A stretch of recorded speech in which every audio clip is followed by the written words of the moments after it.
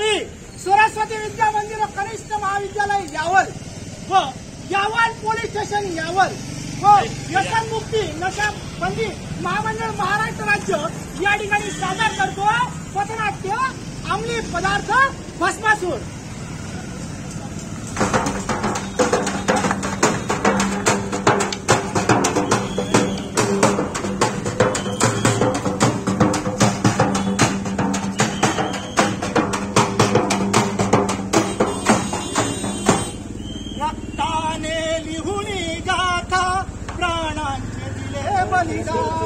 रक्ताने लिहून गाथा प्राणांचे दिले बलिदान या अमरवीरांचा देश हा समर्थ हिंदुस्तान हा समर्थ हिंदुस्तान हा समर्थ हिंदुस्तान हा समर्थ हिंदुस्तान.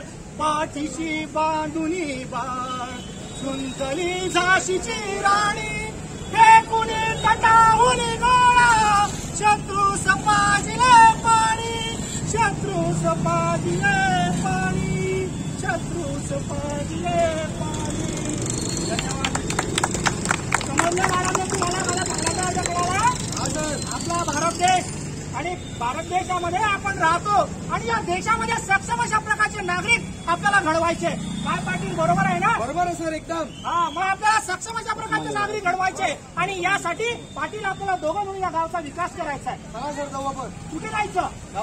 गावात. चला मग फिरूया गावामध्ये.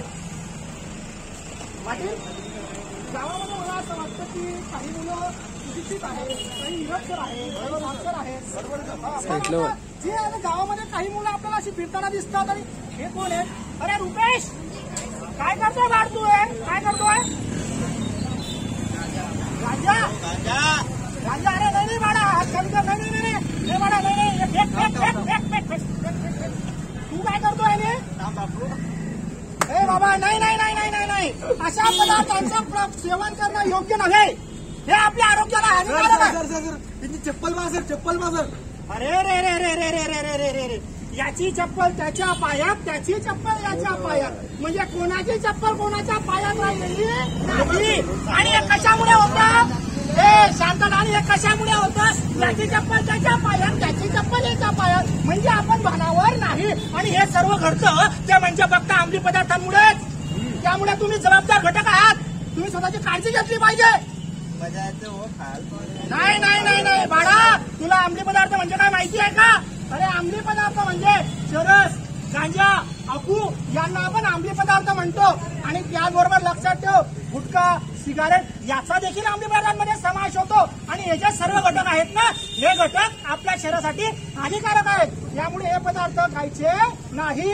आजपर्यंत काही झालं नाही साहेब. नाही असं नाही बाळा. दहाची भाषा करू नको रे. दहाची भाषा करू नको. वेळ कर आणि प्रयोग. बस मला कळतंय तुझी ही जी पॉवर आहे ना. बस तुझ्या अंगात रक्त नाहीये. तुझ्या अंगात रक्त नाही. ही पॉवर कशाची मला माहितीये.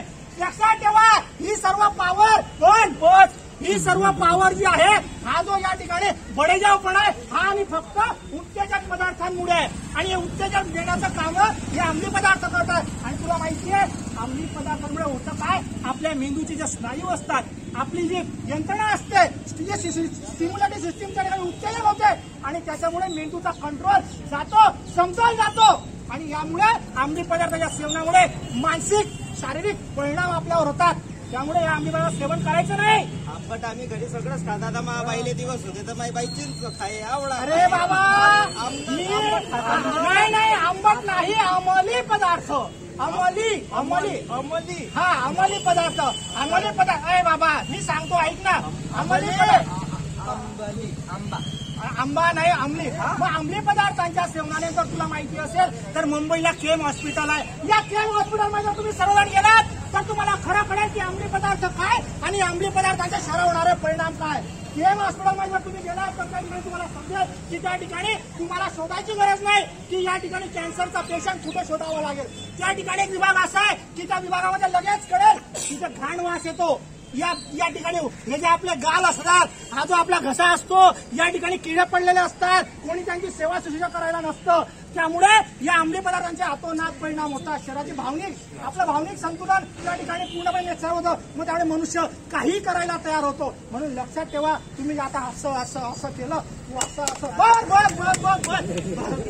असं जे केलं ना, ही पावर फक्त 2 ते 3 मिनिटाची आहे. आणि हे जे अंमली पदार्थ आहे, हे आपल्या हातून चुकीची कामं करून घेतात. असं का बरं? ए बाबा, चाटा चुटा मारत नाही. मी खरं ते सांगतोय, या देशाचा नागरिक म्हणून, या भारताचा नागरिक म्हणून आणि सक्षमपणे शिक्षक म्हणून सांगतोय की अंमली पदार्थांचे वाईट परिणाम आपल्या शरीरावर होतात. त्यामुळे आपलं शारीरिक, मानसिक, भावनिक अशा प्रकारच्या सर्व घटकांवरती परिणाम होतो. अंमली पदार्थ आपल्याला आपल्या आयुष्याची राख रांगोळी केल्याशिवाय राहत नाही. अंमली पदार्थांच्या सेवनाने आपली सामाजिक, आर्थिक, कौटुंबिक आणि देशाची संपत्तीचं नुकसान त्या ठिकाणी होतं. म्हणून अंमली पदार्थांचं सेवन न करता जर या भारताला सक्षम पद्धतीने जर घडवायचं असेल तर या ठिकाणी आपण व्यसनमुक्त राहिलं पाहिजे. कळालं? बिलकुल. माझ्या बाई सारखं बोलतो. माझी बाई ते असंच म्हणते, आज नको जाण, तेच नको जाण, यानं बिघडवलं. नाही पाटील, तुम्ही पण चुकलात. काय खावडला तुला राजकारणामध्ये? काय खावडलं? पावडर सारखा. रे पाटील, तुम्ही या गावाचे प्रथम नागरिक आहात आणि तुम्ही गावाचे प्रथम नागरिक असताना तुम्ही या अंमली पदार्थांना तुमचं कर्तव्य आहे.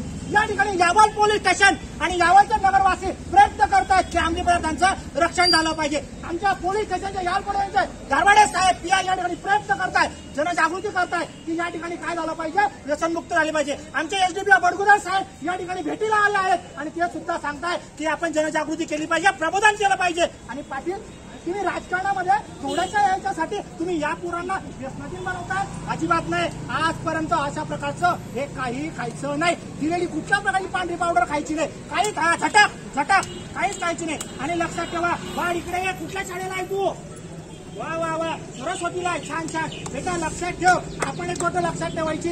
बेटा, आपण व्हाईटनर वापरतो ना खोडायला, ते व्हाईटनर कधी वापरायचं नाही. लक्षात ठेवा, लहान वयामध्ये व्हाईटनर जर वापरलं तर त्यापासून आपल्याला अंमली पदार्थांची सवय लागते. कारण की त्याच्यामध्ये जो द्रव्य असतो, तो द्रव्य अशा प्रकारे द्रव्य असतो, त्या द्रव्यामुळे आपल्या ज्या सिस्टीम असतात बॉडीमधल्या त्या उत्तेजित होतात. म्हणून लहानपणापासून लक्षात ठेवा, शाळेतील विद्यार्थ्यांना व्हाईटनर वापरू द्यायचं नाही. कळालं का? हे आम्हाला खावाडता पेवाडता, मग आम्ही मतदान देता आणि प्रश्न विचारायला गेले की काही म्हणता. मी दिले का म्हणतो, कोठे गया तू नवादा मान्या गावण्या सडकना, यंदा भीमना घर माणूस